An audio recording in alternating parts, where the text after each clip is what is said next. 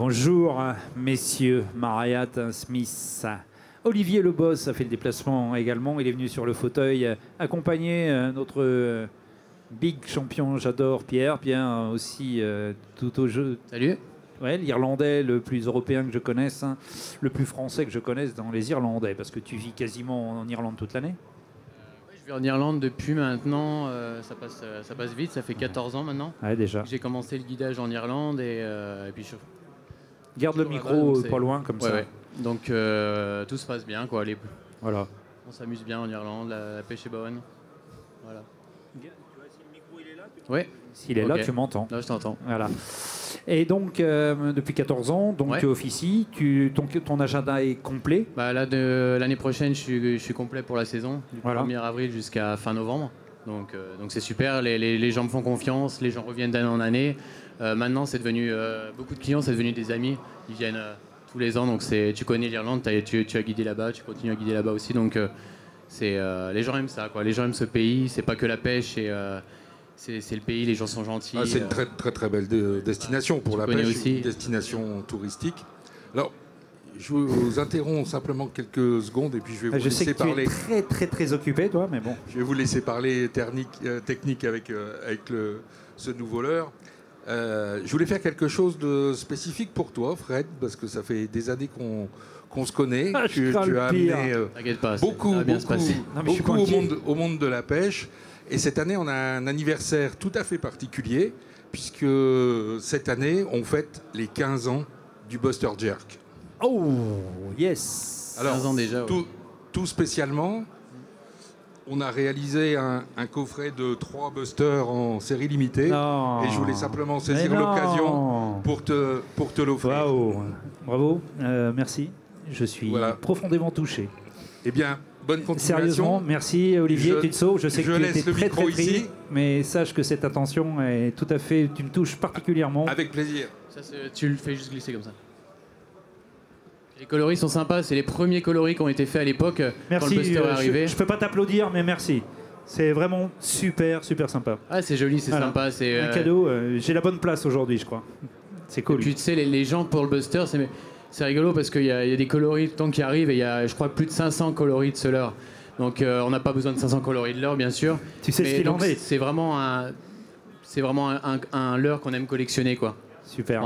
Super. Sympa, quoi. Vraiment, je suis profondément touché par ce geste, puisque les 15 ans du Buster, avec les 3 coloris principaux du Buster, je vais mettre le coffret là. On va faire une vente aux enchères tout à l'heure. On va partir à 10 000 balles et puis ça passera bien. Je plaisante. On en a aussi sur le salon. C'est disponible sur le salon en série limitée.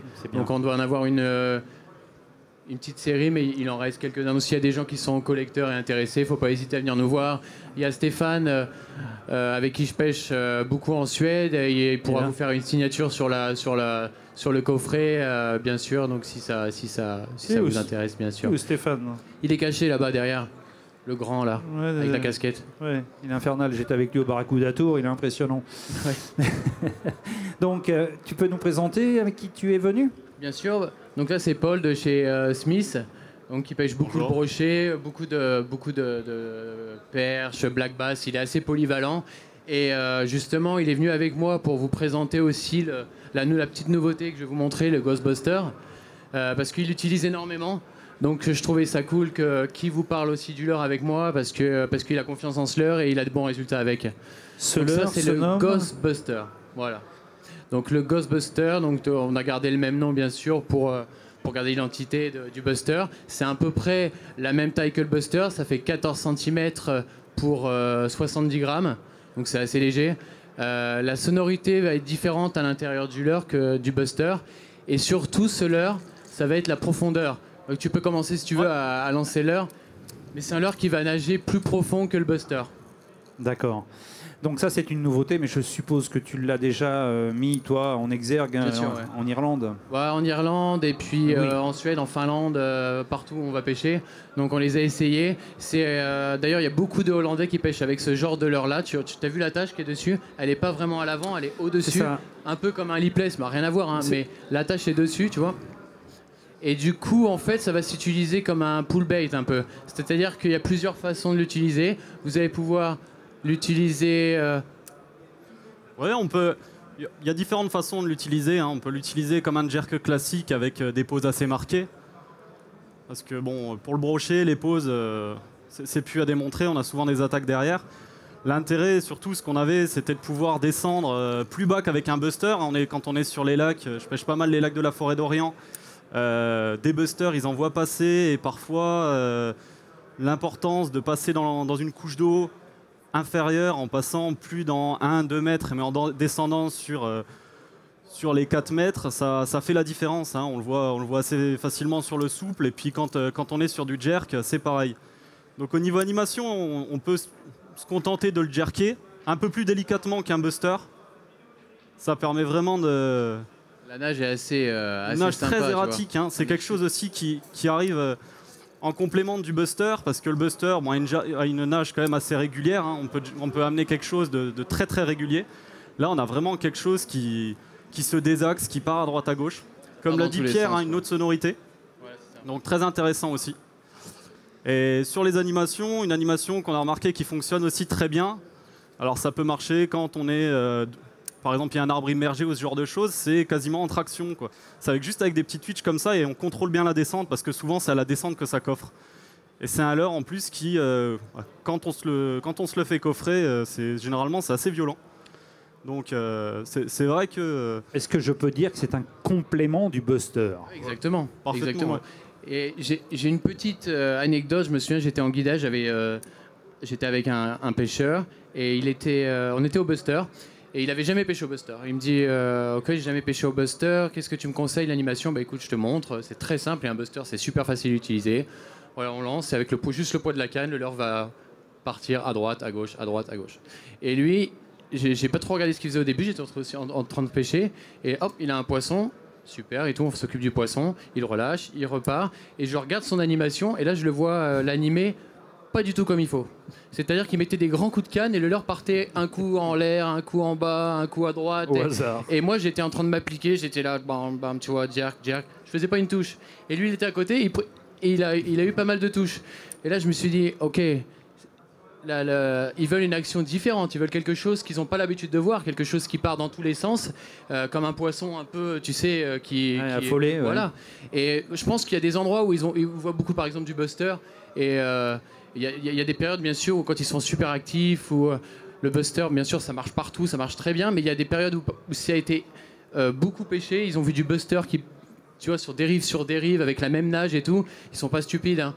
Donc si tu peux leur proposer autre chose, et un leurre un peu agressif comme ça, à mon avis, ça peut faire la différence. C'est un bon complément et c'est à essayer, quoi. Je dirais pas un peu agressif, je dirais carrément agressif. Ouais, Quand carrément. je vois les animations réalisées...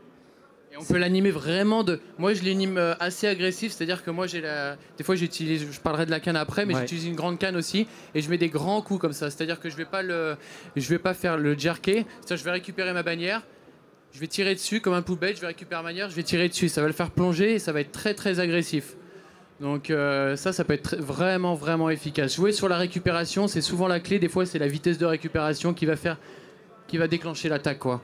Donc faut pas hésiter même si les animations vous paraissent étranges, comme un buster qui part dans tous les sens, mais faut essayer, faut jouer avec le leurre et trouver l'animation qui va faire réagir les poissons, quoi. Ça me rappelle une musique d'il y a quelques années, Ghostbuster. Mais quand je vois, on a les mêmes coloris. Ah, puis les coloris sont... c'est les coloris... que le Buster. CWC, c'est sympa, quoi. Ouais, c'est bon, c'est pour moi une des fétiches parce que c'est une des premières que j'ai eues, moi. Ouais. Oh, c'est un super coloris. Voilà, c'est une des premières que j'ai eues à l'époque, hein, en Buster. Et forcément, on retrouve les mêmes coloris. Et en fonction de vos humeurs et de l'humeur du poisson, bien entendu, parce que vous savez exactement, vous, prendre un coloris qui vous convient en fonction du temps, je veux du bleu parce qu'il fait du soleil, je veux du blanc parce que ceci, parce que cela. On retrouve tous les coloris, comme là on a un brillant. Ce leurre, on peut le retrouver déjà en France dans le commerce? Bien sûr, il est présent dans beaucoup de magasins maintenant en France et bien sûr, vous pouvez le trouver partout, bien sûr. Et ce qui est important aussi, c'est le moulinet est très important parce que là, on va avoir besoin de récupérer la tresse, en fonction, imagine, tu dérives, tu es en dérive assez rapide. Si tu as un moulinet avec un ratio assez lent, tu patauges dans la soupe et tu n'es pas en contact avec ton leurre. Et c'est vraiment important d'avoir un moulinet à un ratio qui convient. Et par exemple, moi j'utilise bien sûr les moulinets BFT, les Instinct. Et là, c'est un ratio de 6-2. Et donc c'est assez rapide. Et ça permet de récupérer ta bannière et d'être toujours en contrôle avec ton leurre. Donc c'est important d'avoir ces petits détails, mais qui vont faire que la pêche va être plus précise et vous allez mettre les chances de votre côté, quoi. Et la canne aussi adaptée, bien sûr. Je le répète, Pierre passe 80% ou 99% de son temps sur l'eau, bien sûr, à pêcher le brochet, donc dans toute l'Europe, hein, voire même, c'est vrai. Hein, bon, l'Irlande principalement, bien sûr. L'Irlande principalement, mais il y a tellement d'endroits à pêcher, il n'y en a pas assez d'une vie, quoi. C'est vrai. Attends, t'as encore le temps.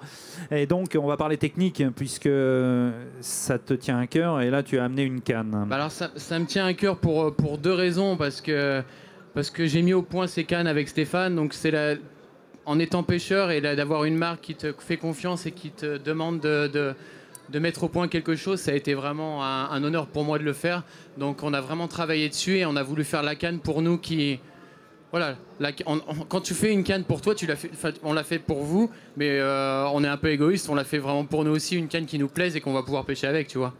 Là, je viens de faire quelque chose qui m'étonne de ta part, de vos parts. 2 brins. Alors, bien sûr, 2 brins, monobrins, j'aime bien les monobrins aussi, c'est sympa.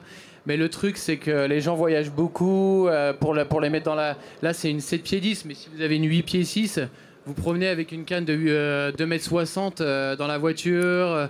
Et puis maintenant, les cannes sont tellement faites en bonne qualité au niveau des emmanchements et tout qu'il n'y a pas une différence énorme avec des monobrins et des 2 brins comme ça. Et t'as vu la légèreté de la canne ?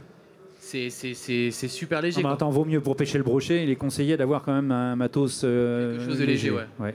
Parce que là, tu as un moulinet que tu vas mettre dessus, environ 300 grammes. C'est ça, ouais. Et puis la canne un petit peu en dessous. Donc là, c'est monté en titanium, toujours pour avoir la canne la plus légère. Tu as vu le grip ce que j'ai vu, c'est magnifique. D'une, c'est beau, et 2, ça lâche pas. Bah, l'avantage aussi, c'est que tu sais, quand tu as les mains pleines de mucus et tout ça, ça glisse pas. Tu as vraiment un grip sur la canne. Et puis l'action est sympa, c'est pas une trick, quoi. On a vraiment voulu faire des cannes qui soient agréables avec des. Est-ce que c'est une canne à jerker? Alors celle-là, c'est une canne à jerker. Je repasserai tout à l'heure pour parler des leurres à poil, des souris. Et là, on a une canne plus longue, on a une canne un peu différente, le même blanc mais complètement différente. Là, c'est une canne de 7 pieds 10, donc ça fait 2,20 m. Oui, c'est ça. 2,20 m. Et surtout, l'action est agréable, c'est une action assez rapide. Donc pour pêcher avec du buster, on va pouvoir l'utiliser pour pêcher avec du Big Shad Junior, on va jusqu'à 130 grammes, donc on peut vraiment quand même mettre des gros leurres quand même. Et c'est super léger. Et l'action est vraiment sympa. Regarde, si tu la tiens, tiens là.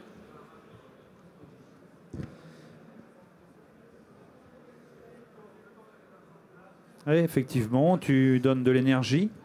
Non, et puis surtout, c'est agréable avec un poisson, quoi. Parce que le but, c'est quand même de se faire plaisir. Si c'est juste pour tracter un poisson et le mettre dans le bateau. Tu sais quoi ? Je me souviens, chaque fois, quand arrivait novembre, par exemple, quand on jerkait, novembre, on arrive vers la fin de saison en Irlande, on avait, Arnaud Brière peut témoigner aussi, on avait une crème spécifique et un bandage spécifique parce que nous faisions des tendinites.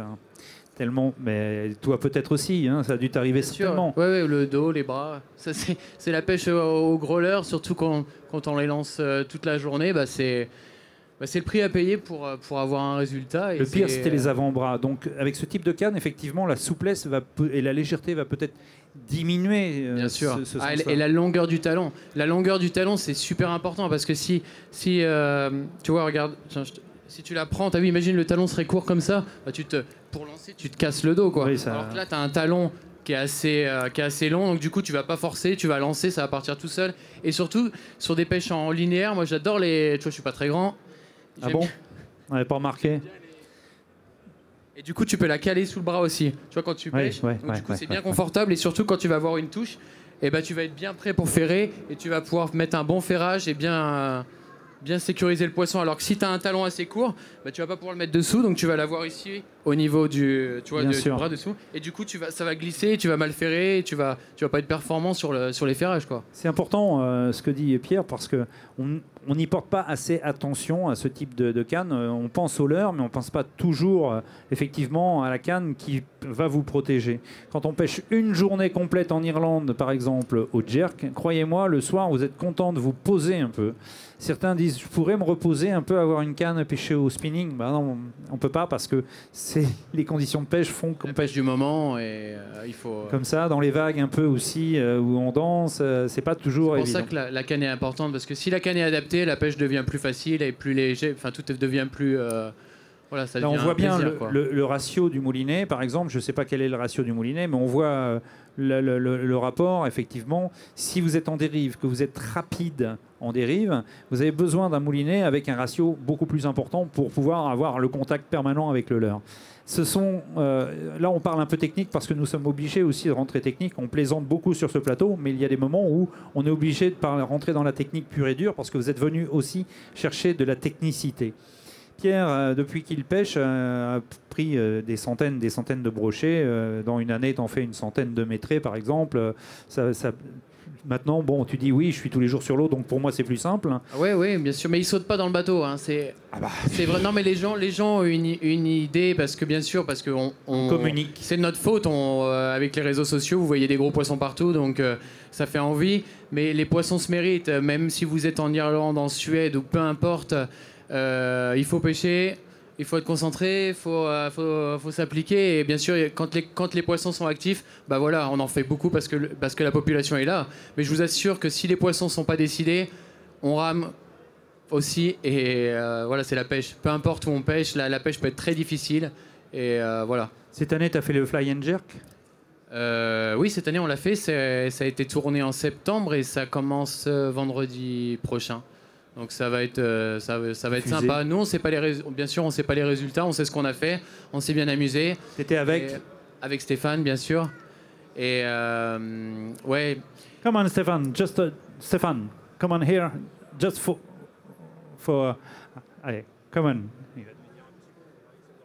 Alors, c'est le pêcheur qui a la voix la plus rock possible. Hein. Tiens, Steph. Just for the competition. You know, this year with Pure. You mean fly vs jerk? Yeah, fly and jerk. Fly and jerk, too. It's good competition for you. Yeah, it's so fun. It's so much passion in this competition, and fish with this guy. I have so much fun, and it's super. Non, bah, il dit juste que pour lui, là, cette compétition, c'est super fun, quoi. On s'éclate, on aime bien pêcher ensemble Tu peux donner les principes de la compétition ? Oui, bien sûr. Donc en fait, on est 6 équipes et on est imposé au niveau des endroits, c'est-à-dire qu'on doit pêcher 3 types d'eau. On doit pêcher la première journée, on doit pêcher en Baltique. La deuxième journée, on doit pêcher en lac. Et la troisième journée, on doit pêcher en rivière. Donc ça veut dire il y a beaucoup de préparation parce qu'on est assez limité au niveau distance. Imagine si tu trouves la pêche par exemple dans le sud de la Finlande par exemple, en Baltique, et que la rivière qui est à côté ne donne pas, bah tu peux pas pêcher cette Baltique, donc de cette partie-là Donc du coup tu es obligé de changer de plan et de faire 15 heures de route, d'aller dans le nord chercher. Si ça marche pas, tu redescends. Ça nous est arrivé de faire l'aller-retour, de faire 17 heures de route, monter, rien prendre et descendre et faire 17 heures de route. Sans dormir, sans rien, donc c'est assez physique, ça paraît cool comme ça, mais c'est beaucoup de préparation, d'énergie. Et beaucoup d'énergie, mais on s'éclate tellement, quoi. C'est génial, et puis pêcher des endroits magnifiques comme ça, c'est top. Qu'est-ce que l'on pêche comme poisson ? Bien sûr le brochet, nous c'est la pêche du brochet. Et donc ça va être super. Je vous invite à suivre cette compétition vendredi prochain. Fly and jerk. Fly and jerk. Je peux pas dire beaucoup ce qu'on a fait, mais ce que je peux vous dire, c'est que cette année, on a pêché aussi pas mal au jerk. Et je sais que les gens aiment bien nous voir pêcher au jerkbait plutôt que de la pêche au shad en linéaire classique ou comme on fait tous les ans. Donc cette année, on a essayé de pêcher un peu plus au jerk. Et on s'est bien amusé, donc ça devrait être rigolo. Alors à Clermont-Ferrand, c'est vraiment une ampleur énorme, hein, parce que là, peu importe, on a 2 stars quand même. Hein. On a Stéphane Drumset ici et Pierre Monjaret ici. Ce sont des grands pêcheurs de brochets que l'on suit sur tous les réseaux sociaux, que sur les plans internationaux aussi, parce qu'ils sont suivis. Ce sont 2 très grands pêcheurs. Et ils compétissent tous les deux. Barracuda Tour last year for you. Il a fait le Barracuda Tour également. Ils ont remporté le Barracuda Tour avec Navionics. Ça a été fabuleux. Ils sont éclatés comme des fous. Ils pêchent en mer, ils pêchent en eau douce, ils pêchent partout, Stéphane. C'était sa première fois pour le pêcher le bar. C'est ça. Et il m'a dit, il s'est vraiment éclaté. Il a adoré. Quand on est pêcheur, on aime pêcher tout. Et là, de pêcher un nouveau poisson. Il m'a dit les Français super sympa, on a bien rigolé, c'était super bien organisé, et il a vraiment adoré quoi. Pêcher le bar pour lui ça a été une super expérience. You really enjoy to fish sea bass was the first time and of course fishing is to learn a lot and this was my first time for sea bass. I had lots of good guys in the boat and I managed to catch 3 sea bass and with a little bit of luck we won the competition. So it was really nice. But hey guys, if you like pike fishing and adventure, don't miss Flybies Jerk. I think it starts on a couple of weeks on Friday. It's going to be 8 episodes and it's going to be super fun. Don't miss that one. Flybies Jerk 2020. Alors, il vous dit juste de ne pas louper la compétition la semaine prochaine parce que ça va être super rigolo. Il y aura 9 épisodes cette année, donc il y aura 3 épisodes par jour de pêche.